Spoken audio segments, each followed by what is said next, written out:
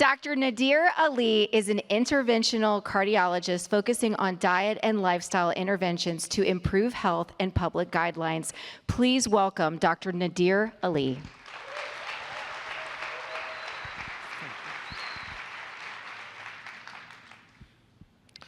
I wish I could be vulnerable and genuine like Matt and Amber. I'd like to make a disclosure that although I'm a low-carb practitioner, I cheat a lot. And I have several patients who know what they should do. They know about low-carb, they know about fasting, they know about exercise. But the most difficult part for them is execution and implementation. So we are in the sin city of the world, the mecca of dopamine arousal.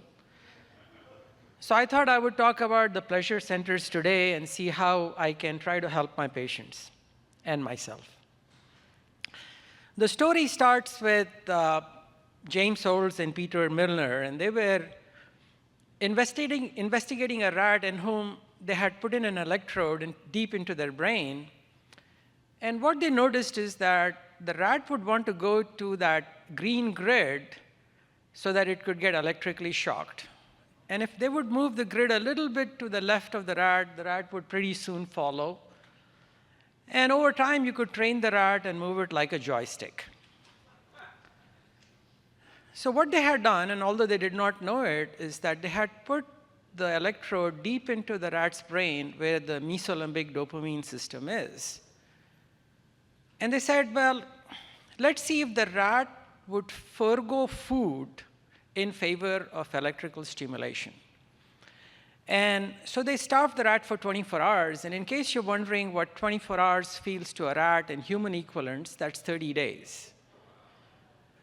So if you starve for 30 days and you're put in a tunnel, and at the end of the tunnel is food, the rat has an electrode in it, and when it comes onto the green grid, it prefers to stay at the green grid and get electrically shocked rather than go and fetch the food despite being hungry for about 24 hours. Now they said, would the rat tolerate torture to get this electrical stimulation? And what they found is that they designed an experiment in which there would be an electrical grid out here, and this grid would shock the rat's feet. It would be extremely painful. And at either end of the cage was levers that it could press. And once it presses lever, this lever would no longer be active, and it would have to press the other lever to get the electrical jolt and the dopamine increase. And what they found is that the rat ran willingly back and forth until its feet were so charred that it couldn't do it anymore.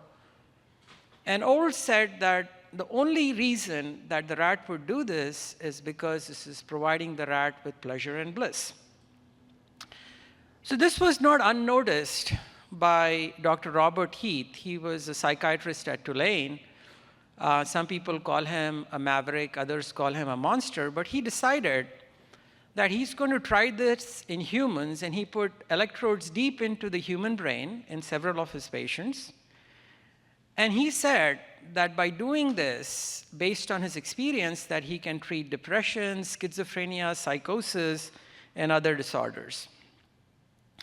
And the placement of his electrode was very similar to that of Olds and Milner. It was deep in the brain where the mesolimbic dopamine neurons are.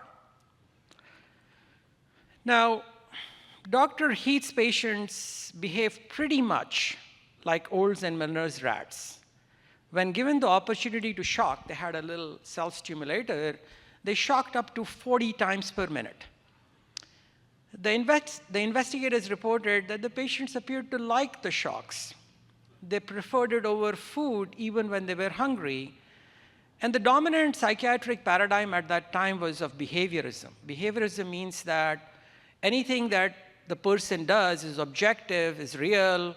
Subjective feelings, that like thoughts and feelings, were unimportant. And of course, even at that time, these studies were controversial. There was one patient, however, with narcolepsy in whom these subjective feelings were recorded, and he said that he felt it more like anxiety and stress, that the act of self-stimulating was intensely frustrating. And even though he was pressing the lever constantly and frantically, he never really achieved the satisfaction that he thought he would get with the next shock. So he described it as a compulsion rather than happiness, pleasure, or bliss. So the question that I ask myself is that with the stimulation of dopamine neurons, is it pleasure or bliss, or is it simply the promise of reward, and the next shock is going to give you the perception of elusive bliss, which you would never completely achieve? Now, be honest with me. How many of you here think that dopamine is a pleasure neurotransmitter? Show of hands. Okay. Well, you're willing to be wrong. Because this is a seminal study done in mice in which the dopamine neurons are completely annihilated with knockout. And you can see the mice is much smaller. And a little bit of sugar is put in that mice's mouth, and you can see a pleasure response. You can see a nice little goofy grin. And when you put a bitter thing in the mice, you see that a disgust response. However, what the dopamine-deficient mice will not do is to work for that sugar. It will not even get up and go a few feet to fetch the sugar, because it's lost all desire in living. And these mice, they die of dehydration and malnutrition. They are not like the regular mice. So what Olds and Milners had discovered was the limbic dopamine system, a very highly conserved area in all animals, and it is responsible for wanting, for arousal, for action, for consumption. The areas of the brain that give you pleasure are in a different location. It's in your prefrontal cortex, right behind your forehead and your eyes. And dopamine hit or dopamine arousal is more to get you to work, even suffer to get that anticipated reward. So when we think about reward, we should not just think about pleasure and hedonism. We should also think about desire and motivation and arousal. And if I were to make you guys an evolutionary biologist, and I tasked you with the purpose of survival of species, what would you focus on? Would you focus on giving the animal the capability of desire, motivation, and arousal, or more pleasure and hedonism? So the answer is pretty straightforward, and that is that the dopamine neurons is biology strict to make sure that you don't starve to death because you can't be bothered to find food. In other words, hunt down a carnivorous meal for us.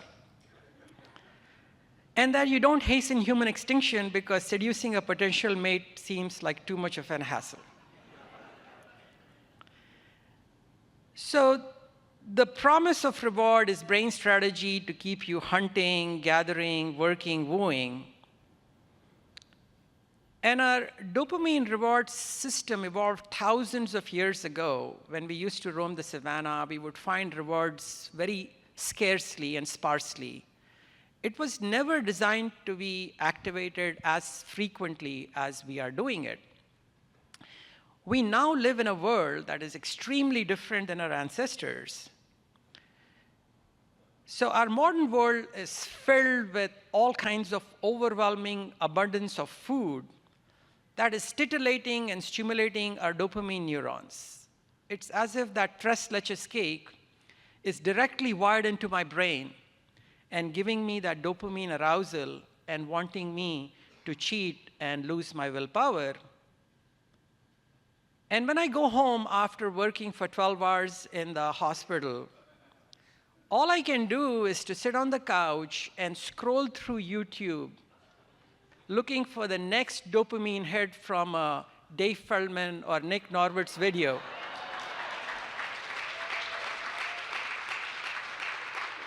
And being almost powerless to stop. How many of you can do that? Okay, well, I'm in good company. So the dopamine levels were investigated in adolescents, and what was found is that adolescents with internet addiction disorder have much higher internet addiction scores, have higher dopamine levels, have higher weekly time on the internet compared to unaddicted kids. And Kelly McGonigal, from whom I've gotten a lot of this material, says that there is one study that found that playing video games, which takes dopamine arousal to a different level, led to dopamine increases as high as amphetamine use. Now, our world is full of neuromarketers, and Las Vegas has completely figured out how neuromarketing works from a biological standpoint. And they draw from the works of several psychologists. One of them is B.F. Skinner, and he put a pigeon in a cage, and when the pigeon would peck a lever, it would be rewarded with a grain. So in the beginning, the grain reward was predictable, one peck, one grain. But then subsequently, he made a small tweak. He said, I want to give the grain as a variable reward, as an intermittent reward. Sometimes one peck a grain, sometimes 3 pecks a grain, sometimes 5 pecks. And his hypothesis was that the pigeon would lose all interest and would never peck the lever. What do you think happened? The pigeon went absolutely crazy, berserk. One pigeon pressed the lever 87,000 times in 14 hours. Now, some 50 years later, the neurobiology of this has been worked out. So if you have a predictable reward, the level of increase in dopamine is much lower. It's a magnitude higher when the reward becomes unpredictable, and the maximum dopamine arousal comes right at about 50%. Guess who has figured this out so that you can lose your money? Now, you would think that food companies do not know about this, but they know about it in exquisite detail. There is a whole host of science behind how Prego sauce is designed with the right amount of sugar, salt, and flavor to get you hooked. And the texture, the fattiness, and the flavor of ice cream will arouse your dopamine neurons so that you would eat in excess. And the concept of variable rewards has been taken to a totally different level with these Dorito flaming hot chips, because each chip has a variable hotness index. So when you open a bag, you're going to finish it. You're going to be like a pigeon.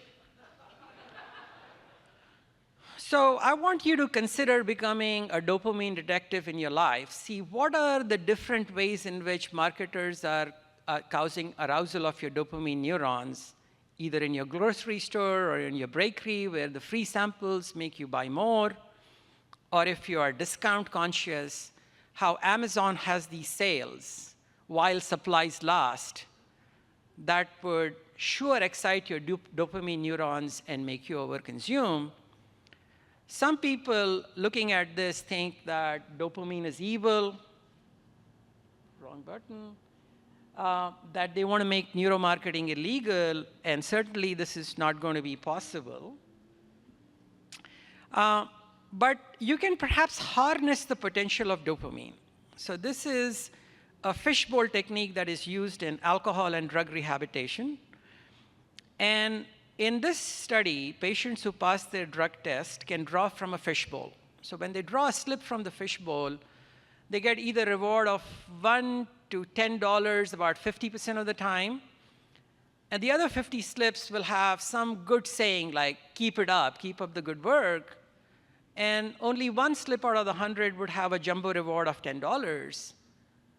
And we know based on intermittent positive reward that you just learned that this is going to be very effective because they stayed in treatment when they were in the fishbowl group, 83% versus 20%. They were drug-free, 80% versus 40%.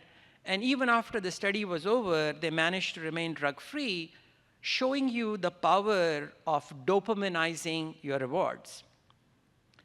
Now, there are several things that I challenge myself. Can I be a carnivore, pure carnivore for a month? And I had to sit down for about a week in order to figure out how I can appropriately dopaminize this reward.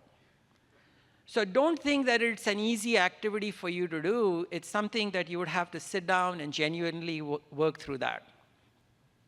Now, dopamine does have a dark side.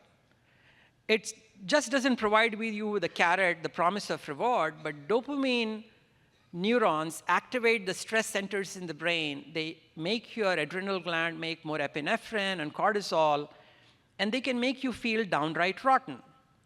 So here is a lady who has chocolate cravings. She's got a weakness for chocolates. And when she's shown pictures of chocolate, not only does she lose self-control and is tempted, but there's also a measurable startle response in which the epinephrine and cortisol levels go up.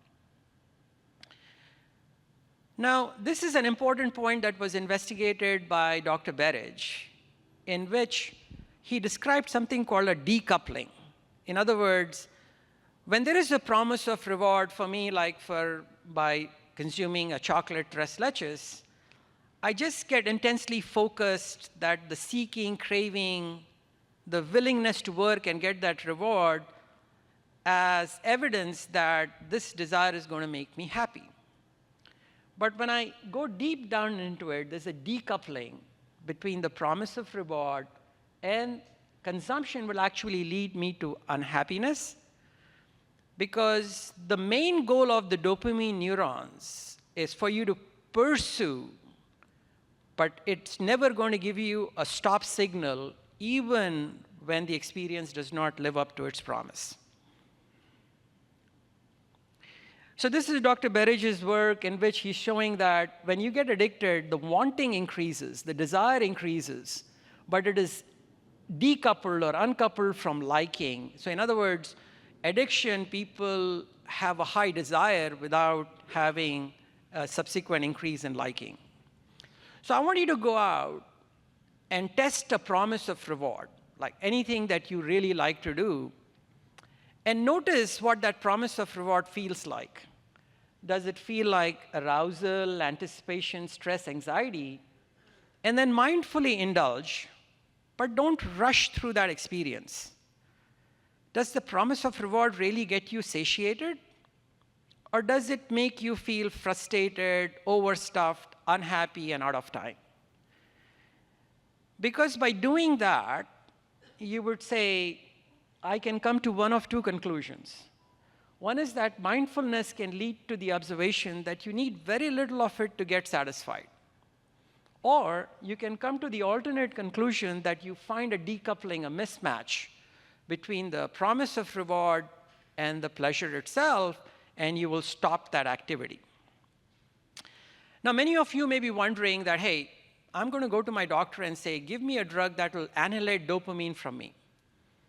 But that's going to be a bad idea, because Mr. A had a long history of polysubstance abuse. He was consuming cocaine, ecstasy, oxycodone, methadone at a party, became aggressive, was taken to an emergency room. He didn't want to get caught by the police, so he ingested all the recreational drugs in his possession. His blood pressure, his oxygen dropped. There was less oxygen to his brain. He was taken to an ICU and resuscitated. And you would think that he would not be any different. But from the next year onward, he stopped using all his drugs. He was confirmed negative on drugs on drug testing at 6 months. And it was not any spiritual awakening. It was not a positive turn of events, because he lost all desire. He became isolated. He went into severe depression and didn't do too well. And when the doctors scanned his brain, they found that the mesolimbic dopamine system deep in his brain was damaged. So you want to keep your dopamine neurons, but you want to control them. So I thought that I would be like running out of time, but I'm fine. So the question that I ask ourselves is, do we have agency? Do we have anything in us so that we can harness the potential of these dopamine neurons? And yes, we do. We have a chunk of neural tissue, which is called the prefrontal cortex. It's the newest cortex in us. We have it in much higher quantity than our primate ancestors. It gives us willpower, self-awareness, self-control, attention, and focus. And Dr. Sapolsky, you should Google him. He's very good. He says that the main job of the prefrontal cortex is to make us do the harder thing. So when it is tempting for me to have the chocolate tres leches, it tells me that, look, I need to avoid sugar so that I can be metabolically healthy and keep up with bread share on the bike. Or when it's easy for me to lay on the couch on a Sunday afternoon, it makes me get up and do optimal exercise. Not any exercise, but optimal exercise. And when it's easy for me to watch the media after 12 hours of work, it tells me, hey, preserve your prefrontal cortex, go to sleep. So how many of you have heard the story of Phineas Gage? Okay, quite a few hands. So Phineas Gage was a 25-year-old railroad worker. He was quiet and respectful. His physician described him as having an iron will and iron body. His coworkers said he was reliable and patient. And one day, while he was setting up an explosion to create a railroad line, a tamping rod went through his left cheek, came out of his skull, a little behind his forehead. And you would think that he would be dead. He didn't even pass out. His coworkers put him on an ox cart. He recovered in the hospital within 2 months, and he said he feels better than ever. But they noticed a change. He indulged in the grossest of profanity, which was not his custom. He was impatient and irritable. He had a flight of ideas, but no execution. He was unreliable, and his coworkers said he was no longer Gage. So can we become like Phineas Gage while keeping the gray matter inside our skull? And yes, we can. We can become Phineas Gage by poor or insufficient sleep, with poor metabolic health, with sympathetic arousal, and I'll kind of go into that a little bit, and with distraction. When you are over-consuming media, you lose willpower and executive function, and you're more likely to cheat on your diet. So what is the fight-or-flight response? The fight-or-flight response is a response when, let's say, an angry German Shepherd is coming with all those teeth at you. At that time, you don't want your prefrontal cortex to function. You want immediate action. So the limbic system, what it does is that it increases your heart rate, your blood pressure, it drops your heart rate variability, which I'll get into. It releases sugar from the liver so that you have fuel. It puts the muscles in a state of activation. And your adrenal gland is pouring out the stress hormone, epinephrine, and cortisol. But the question to ask yourself is that, is it a seminal event like a dog with those kinds of teeth attacking you that incites your fight-or-flight response?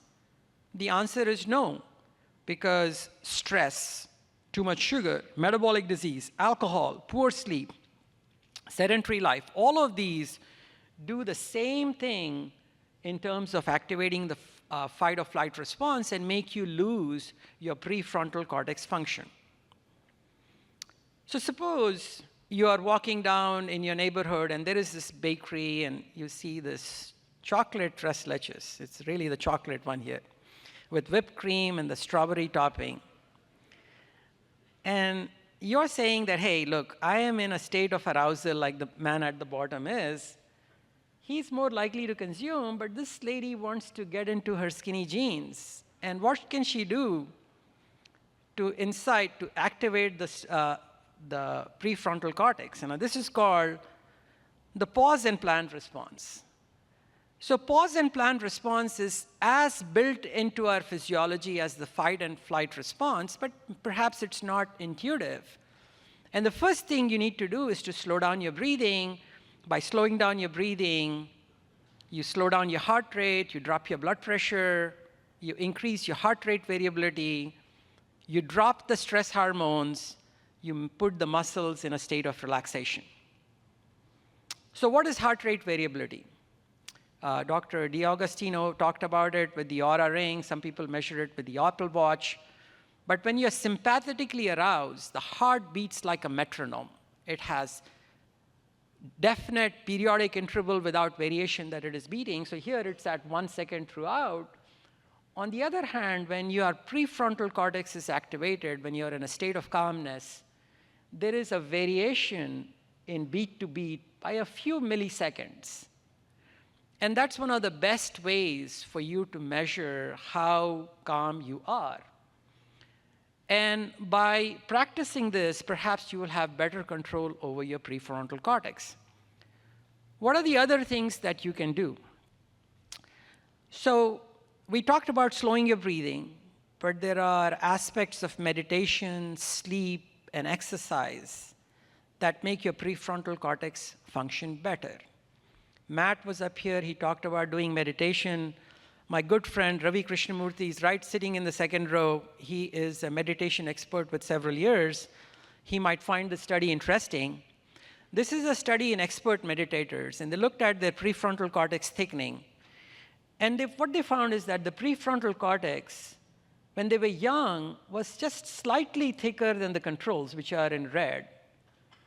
But some 15 to 20 years later, look at the prefrontal cortex thickening in the expert meditators compared to the controls. They had much more of their prefrontal cortex functioning. Now, you would think that, hey, you need to be like Ravi, but you don't, because studies have shown that just 11 hours of practice will make you have better PFC function, and you will be more focused, and you will ignore distractions and control your impulses better. Now, there is all kinds of benefit of exercise. I won't be able to go into individual studies, but exercise definitely improves PFC functioning. You have better impulse control. You have smoking cessation. You can improve your depression. And in this study, in women with chocolate cravings, just a simple bout of exercise dropped their craving scores quite dramatically compared to the women that did not exercise. Now, sleep is a very important factor. Sleep deprivation abolishes your prefrontal cortex functioning. It makes you more susceptible to temptations. It'll erode your willpower. And the reason for this is that studies after studies have shown that just a day of sleep deprivation can cause brain insulin resistance that may be temporary. And it can become permanent, because when this happens, what you do is you go into the coffee shop, you drink caffeine and sugar, because the prefrontal cortex is an energy hog. It needs a lot of energy. And when there is brain insulin resistance, you cannot provide it with energy. You need to jack up your insulin levels, jack up your sugar levels in order to feel good. And if you do this repeatedly, then you will end up with type 3 diabetes and dementia. And then again, there are several studies that talk about sleep deprivation and PFC functioning in terms of insulin resistance, in terms of acute and chronic sleep impairment causing all kinds of abnormalities with your decision-making capabilities. And you can take a picture of the slide if you prefer. But I'd like to spend the rest of my time providing a conclusion, which is that I didn't realize that when my dopamine neurons are activated and hyper, that I often mistake the promise of reward as a sign that it's going to lead me to pleasure and happiness. And many times I find that there is an uncoupling between this wanting and the pleasure that I'm going to get. And the task for us is to use our dopamine neurons and align it with things that would provide us with the right promise of reward so that we can live a life of purpose and meaning. And we should be able to strengthen our prefrontal cortex with sleep, exercise, fasting, meditation, perhaps low-carb diet, to harness the potential and live a fulfilling life. Thank you.